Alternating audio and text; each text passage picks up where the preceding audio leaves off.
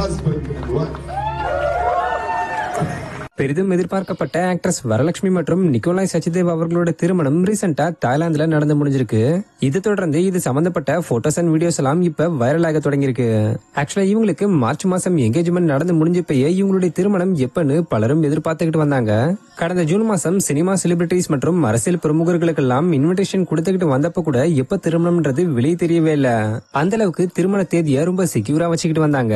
But pre wedding function start ஆகிறதுக்கு கொஞ்ச நாட்களுக்கு முன்னாடி தான் மேரேஜ் வந்து ஜூலை 2ன்னு சில ஊடகங்கள் சொல்ல ஆரம்பிச்சது.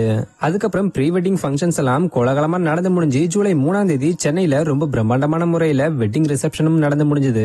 பட் திருமணம் ஆனதுக்கான தடையுமே இல்ல. அது சம்பந்தப்பட்ட போட்டோஸும் வெளியே வரல. இருந்தாலும் பல ஊடகங்கள் வரலட்சுமி நிக்கோலாய்க்கு திருமணம் நடந்து முடிஞ்சிருச்சுன்னு தான் சொல்லிக்கிட்டு வந்தாங்க. இதை தொடர்ந்து கடந்த ஒரு சில நாட்களுக்கு முன்னாடி வரலட்சுமி நிக்கோலாய்க்கு இன்னும் திருமணமாகல, ஜூலை 10ஆம் தேதி தான் நடக்க போகுதுன்னு உறுதிப்படுத்தினாங்க. அதுக்கேற்ற மாதிரி தான் கடந்த 2 நாளைக்கு முன்னாடி வரலட்சுமி மற்றும் நிக்கோலாய் தங்களுடைய ஃபேமிலி அண்ட் ஃப்ரெண்ட்ஸ் அழைச்சிக்கிட்டு பிளைட்ல தாய்லாந்து கிளம்பி இருந்தாங்க.